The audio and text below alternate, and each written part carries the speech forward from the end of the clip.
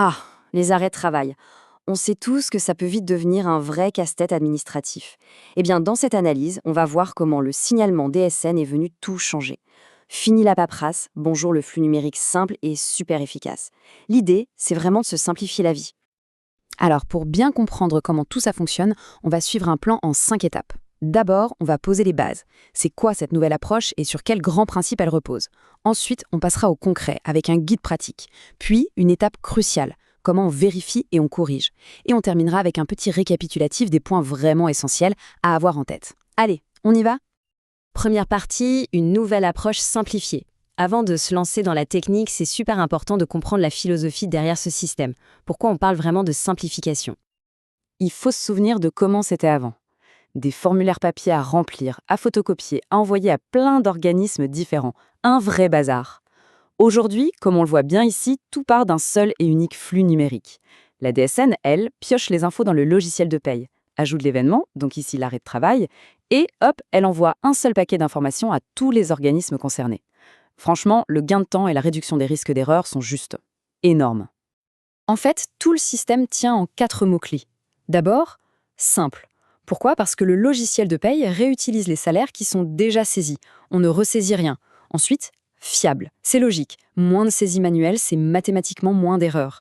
Rapide, évidemment. Quelques clics remplacent des papiers et des enveloppes. Et enfin, sécurisé. Parce que tout part directement du logiciel de paye de manière cryptée. Deuxième partie, les principes du signalement. Bon, pour vraiment piger comment ça marche, il y a une distinction fondamentale à faire. Le système jongle avec deux types d'informations bien différentes. Il y a 2 choses à ne surtout pas confondre. D'un côté, on a la DSN mensuelle. C'est la grande photo de famille de la paye de toute l'entreprise qu'on envoie une fois par mois. Et de l'autre, on a le signalement d'arrêt. Ça, c'est un flash d'info, un zoom sur un seul événement pour un seul salarié qu'on envoie seulement quand ça arrive. Et c'est là que le système est vraiment malin. Il prend la DSN mensuelle, qui est très riche en informations, comme une sorte de socle. Et par-dessus, il vient greffer les petites informations spécifiques du signalement d'arrêt. Et en combinant les deux, bam, il génère une attestation de salaire complète et juste, sans aucune intervention manuelle. C'est quand même assez génial. Troisième partie, le guide pas à pas.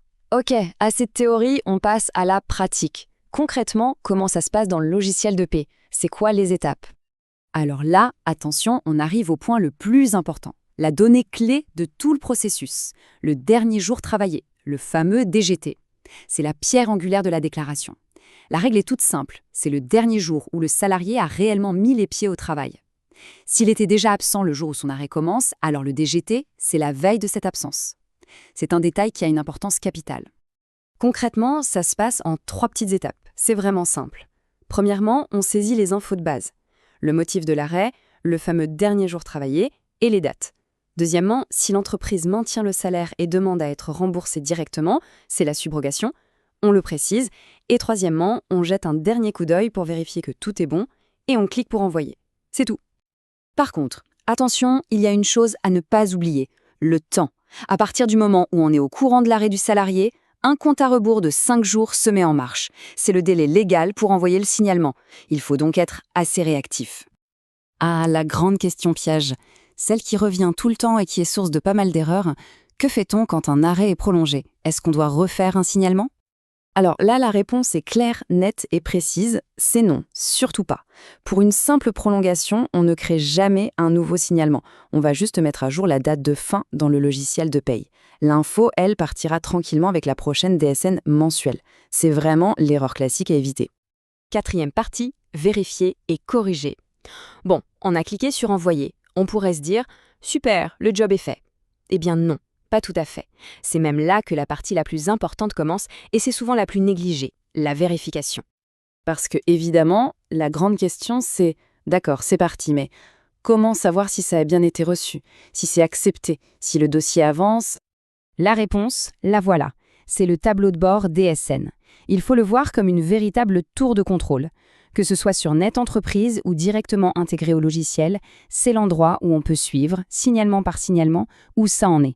Prendre ce réflexe de consulter le tableau de bord, c'est absolument fondamental. Et sur ce tableau de bord, c'est simple, il y a 3 cas de figure. Soit c'est OK, tout est vert, le signalement est accepté, on ne touche plus à rien. Soit c'est KO, là c'est rouge, attention, il y a une erreur bloquante, comme une date impossible. Et enfin, on peut avoir ANO pour anomalie, c'est orange, ça veut dire qu'il y a une incohérence, par exemple une DSN d'un mois précédent qui manque. Dans les cas KO et ANO, il faut agir. Si on s'est trompé, surtout, pas de panique. Il y a une fonction qui est faite pour ça. Annule et remplace. Le nom est plutôt clair. On annule le premier envoi qui était faux et on le remplace par un nouveau corrigé. C'est la procédure propre et standard. Et voilà, on arrive à la dernière partie, les points clés à retenir. On a vu pas mal de choses, alors pour être sûr que tout soit bien clair, on va synthétiser ça en une petite checklist des bonnes pratiques à ne jamais oublier. Voilà les commandements du signalement DSN parfait, si on peut dire. Premièrement, on signale chaque tout premier arrêt. Deuxièmement, on s'assure que son logiciel est à jour et bien paramétré. Troisièmement, on ne se perd pas dans les détails, on se concentre sur l'essentiel. Et les deux derniers, qui sont peut-être les plus importants, on vérifie toujours le tableau de bord après avoir envoyé quelque chose, et enfin, on traite les retours et les erreurs. Et on termine avec une petite question, juste pour la route. Est-ce que le processus interne en place s'arrête vraiment après le clic sur « Envoyer » ou est-ce qu'il intègre bien cette étape cruciale de suivi sur le tableau de bord? C'est souvent là que se fait toute la différence entre un processus qui fonctionne et un processus qui est vraiment fiable. Voilà, merci de votre attention.